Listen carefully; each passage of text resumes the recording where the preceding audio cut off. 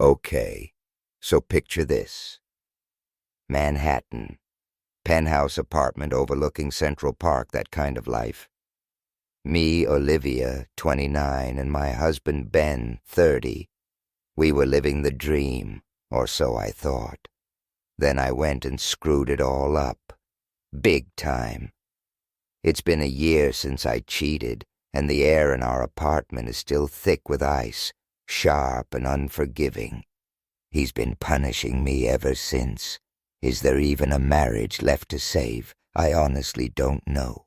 Let me rewind for a second. Ben and I, we were a power couple, or so everyone said. Together almost 7 years, married in a whirlwind. Babies practically before the ink was dry on the marriage certificate. 2 little ones running around, making our lives both chaotic and perfect. And Ben, God, Ben, he was everything. The kind of guy women envied you for. Drop-dead gorgeous, Wall Street smart. The kind of job that paid for the penthouse and then some. And loyal. Never even looked at another woman. Not before, not ever. My friends, my family, they were constantly reminding me, Olivia, you hit the jackpot. And I knew it. I truly did. I thought we were destined, soulmates in the concrete jungle of New York. Then came last fall, a friend's birthday, downtown club, too much champagne. You know the drill. And this guy, Liam, he was there, all charm and dark eyes, and for the first time in years I felt alive, seen, like someone actually noticed me, not just Ben's wife, not just the kid's mom. It was intoxicating, dangerous, and I dove right in. Stupid, so utterly stupid. We ended up back at his place, a blurry haze of bad decisions and cheap tequila. The second it happened, the second my head cleared even a little, the guilt hit me like a tidal wave crashing against the city. Panic, regret, disgust, all of it, a toxic cocktail churning in my gut. I bolted, called a cab, told the driver to put the pedal to the metal, every nerve in my body screaming at me to get home.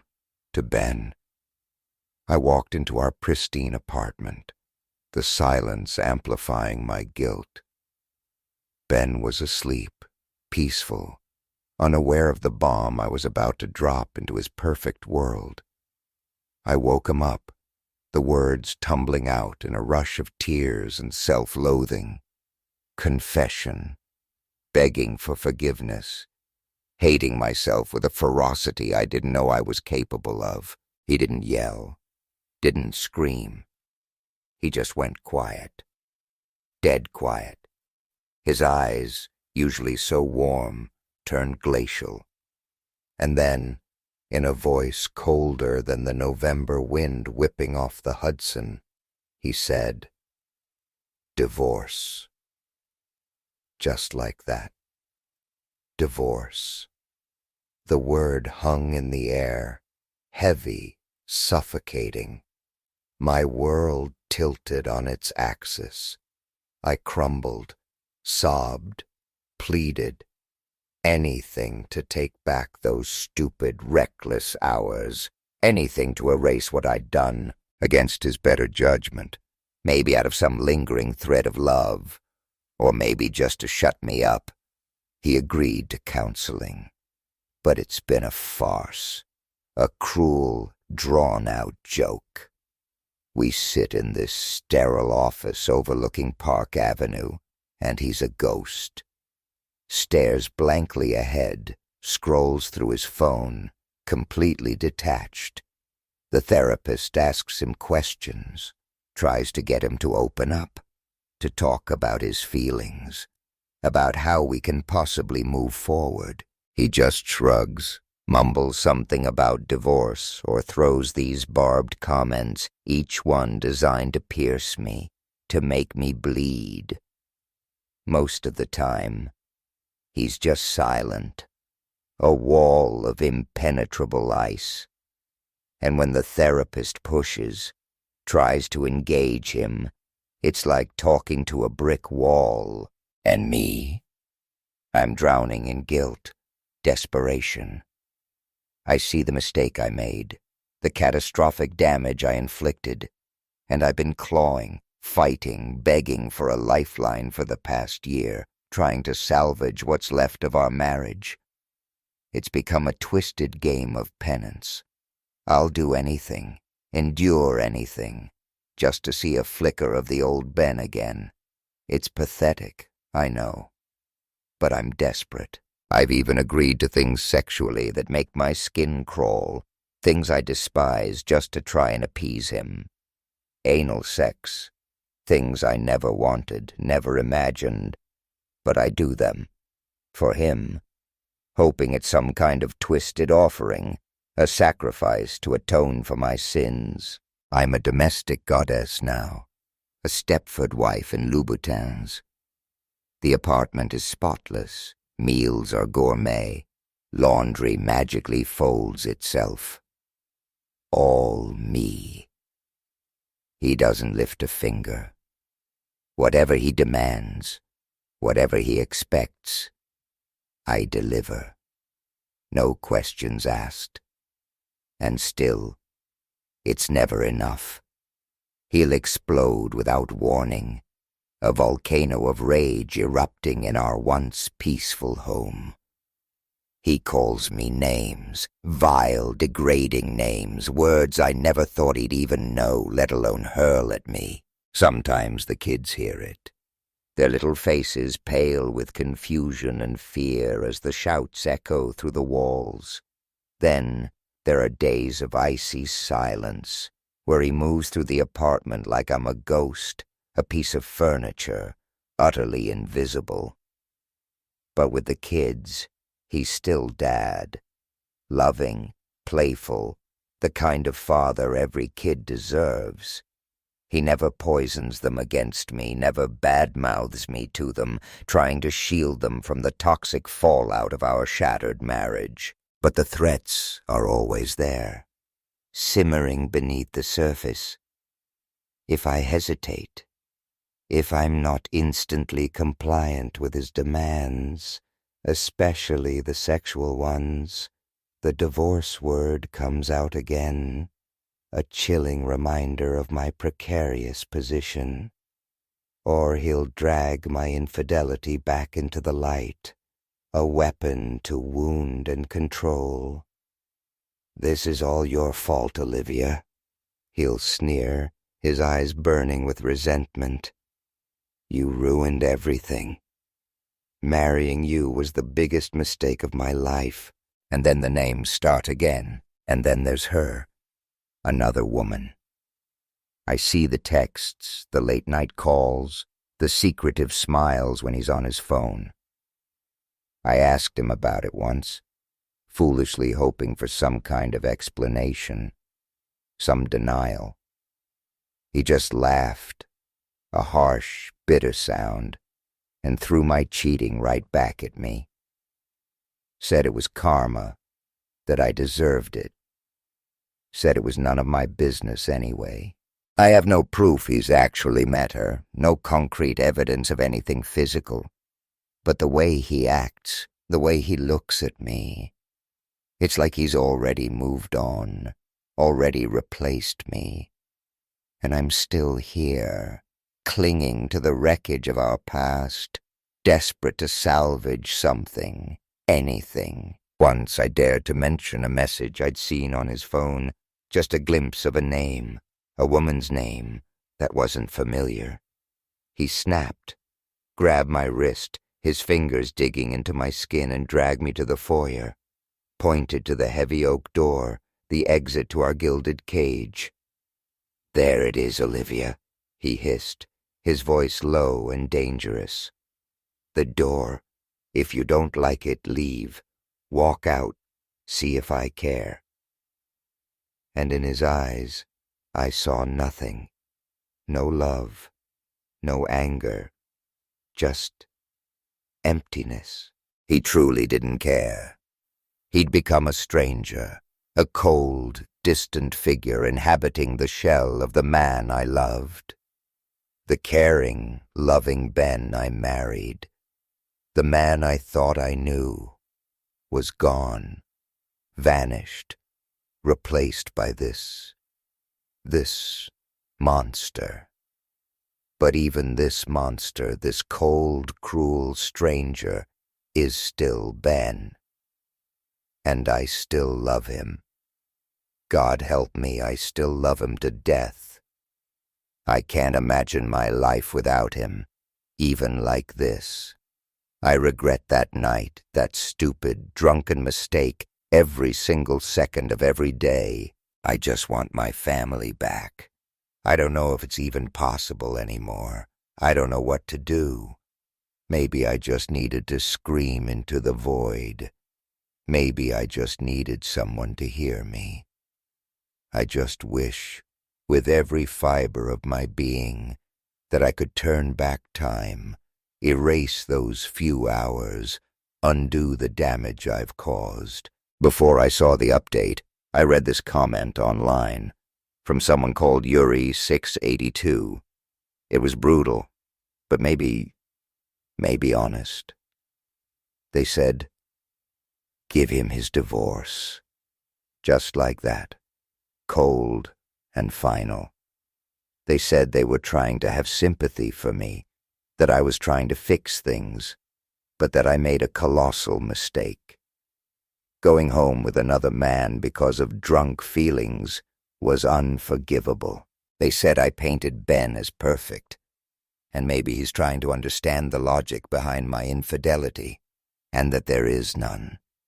That I single-handedly destroyed my family.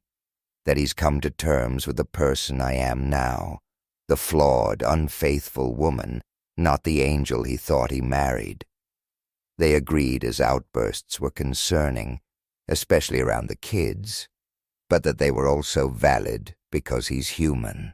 That he has to live with the reality that the woman he promised to love, the mother of his children, willingly chose someone else over everything they built together. They said his feelings of frustration, his desire for divorce, are understandable reactions to my night of fun. They said they couldn't imagine what he's going through. That I've tried to fix it, but some things are just broken beyond repair. Okay, so here's the update. The real kicker. I finally confronted Ben. Like Yuri682 and others said, I had this gnawing feeling that he was done, that he just wanted out. So I walked up to him, took a deep breath, and laid it all out. I told him I understood his pain, that I understood if he couldn't move past this, if he wanted to end the marriage. I told him, if divorce was what he truly wanted, I would accept it. That I loved him, truly loved him, and always would, but I would let him go if that's what he needed to heal, to move on. He just stood there, silent, staring at me, his face unreadable. Then something shifted. He moved slowly, deliberately, and wrapped his arms around me, hugged me, and then he started to cry. Real tears, racking sobs, the sound of a man breaking. I started to cry too, tears of relief, of sadness, of something I couldn't quite name.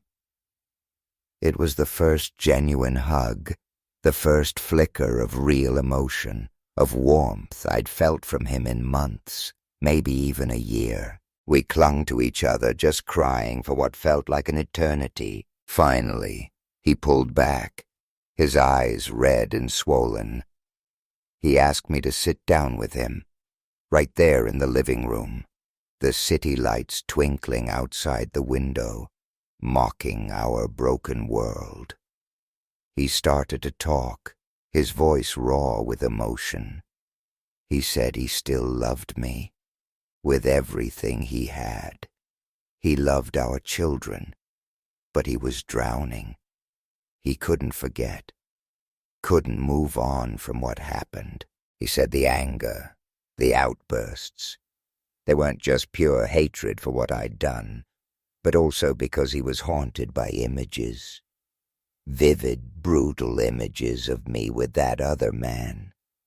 He said he couldn't erase them from his mind. He told me about all the women who'd flirted with him over the years, the opportunities he'd had to stray, to cheat, but he never did, because I and the kids were always more important than some fleeting moment of pleasure, some cheap thrill.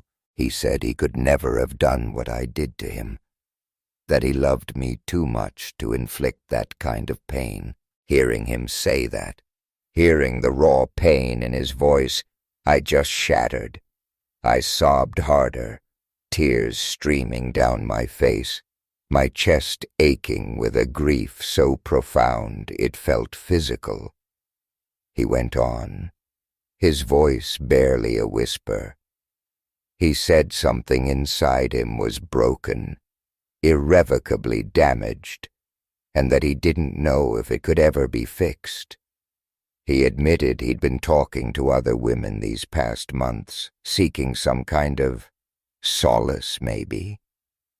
But he'd never met them, never done anything physical, said it just didn't feel right, even in his anger and hurt. He said hearing me say I'd let him go, that I understood his pain, was the first time he felt like I truly grasped the depth of his brokenness. He said he didn't know what the future held for us, that for now he needed to be single, to explore his own life, to figure out who he was without me, without us. He said maybe, someday, down the road, we might find our way back to each other. But for now, he needed space, time to heal, to work on himself, away from me, away from the constant reminder of my betrayal. I told him I understood, that I would sign the divorce papers, no arguments, no demands, that I didn't want anything from him, that whatever he brought into the marriage was his, and I wouldn't try to take it. He earned significantly more than me, but I told him I didn't want alimony, didn't want child support. I just wanted him to be free, to be happy, even if it meant losing him forever. Hearing that, hearing my willingness to let him go completely, he cried again. He said he hoped he could forgive me someday, that maybe time apart would be good for both of us, to reflect, to rebuild, separately. He said he'd get a lawyer, that he'd bring the divorce papers in a week or so. I told him I wouldn't see anyone else after the divorce. And I meant it. I didn't want anyone else. I truly hoped, against all logic, against all odds, that he would come back to me one day, that we could somehow, miraculously, piece our broken family back together. I wished with every fiber of my being that I could rewind time, undo everything, erase that night, and reclaim the life we had, the love we shared. But wishes are just wishes, and reality is harsh. I guess this is it. Divorce. The end of our story. Someone left another comment online, a really thoughtful one, and I wanted to see if it resonated with anyone else. They said, in some ways your cheating was both better and worse for him. Better because it wasn't malicious, not done to intentionally hurt him. You didn't wake up that day thinking, I'm going to cheat on Ben. Worse because it was thoughtless. A mistake, a human mistake. They suggested that maybe that's what Ben is struggling with, the shattering of his idealized image of me. Realizing I'm not some perfect, untouchable being, but just a flawed human. capable of making terrible mistakes. That maybe he built his identity, his sense of self, on being the man whose wife would never cheat, seeing me as this angel, this goddess. And that image is now destroyed. That part of his identity has died. He's asking himself, who am I now? If she's not who I thought she was, then what does that say about me, about us? They said the marriage we had is dead, irrevocably gone, like a wildfire ripped through our forest, leaving nothing but ashes. But maybe, just maybe, it's not all lost. That I have to let go of the ghost of our old marriage to allow something new to grow, like wildflowers pushing through scorched earth after a fire. It doesn't excuse what I did, not at all. But maybe we can build something new from the broken fragments of the old, that we can't go back, can't simply rewind and pretend it never happened. We have to move forward, if we can, into uncharted territory. They even suggested Ben might be carrying his own guilt, that he said he never cheated, but admitted women flirted. Maybe he had fantasies, fleeting thoughts of what if, and felt guilty about them.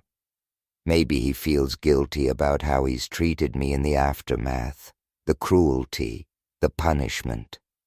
That even though I messed up, I've been trying desperately to make amends. Maybe he thinks, she's working so hard, but I can't forgive her. Maybe I'm not as good a person as I thought I was if I can't forgive this. Or maybe, more selfishly, he's thinking, if she leaves, it's not because I'm a monster, but because she's the bad one, the one who destroyed everything. They said he's probably unsure about me now, and that maybe I'm unsure of myself too. Am I the loving wife and mother who deeply regrets her mistake? Or am I the woman who got drunk and slept with a stranger? The answer, they said, is both. I'm not just defined by my mistake, but I can't ignore it either. I have to confront it, learn from it, let it reshape me, hopefully for the better, to become the person I want to be in the future. Maybe I have to kill the part of myself that made that mistake.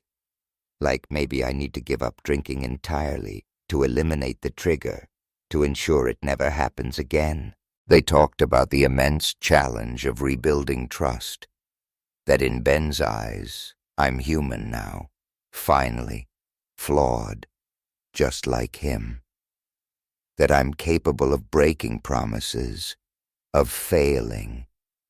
And he knows he's broken promises too, in his own life. So how can he ever truly trust me again, knowing I'm just as fallible as he is? They said it takes courage, for him to find the courage to open his heart again, to risk being hurt again, to trust me knowing I could betray him again, and for me to have the courage to become the person who won't break his trust again, to envision that woman, that wife, and strive to embody her every day, and to see him in turn as human, with his own flaws, his own capacity for mistakes.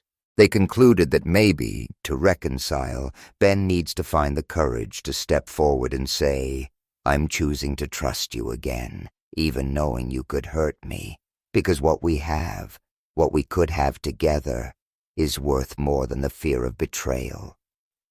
They hoped, whatever happens, we both find meaning in our lives, even if it's apart. But then another comment, blunt and unforgiving, hit me like a punch to the gut. Someone said divorcing him is the best thing for both of us. That Ben is probably still emotionally defeated after a year of this torment, and my longing for some unrealistic happily ever after is unhealthy, delusional.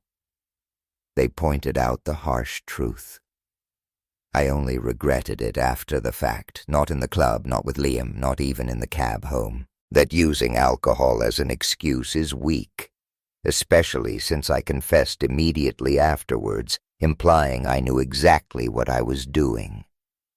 They said I need to find a new therapist, one who can help me move on, not dwell on fantasies of reconciliation.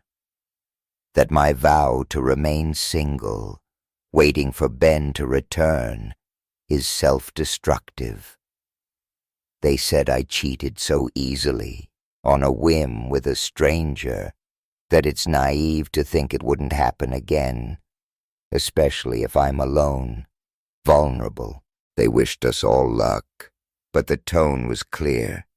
It was over, and maybe, deep down, I knew they were right. I'm lost, adrift in a sea of uncertainty and regret. Maybe they are right. Maybe it is over. Maybe I did shatter something beyond repair. But a tiny, stubborn ember of hope still flickers within me. A desperate, irrational hope that Ben will find that courage, that he'll choose to trust again, that we can somehow, impossibly, find our way back to each other. Hope for a miracle. Hope for us, even if it's just a fool's hope.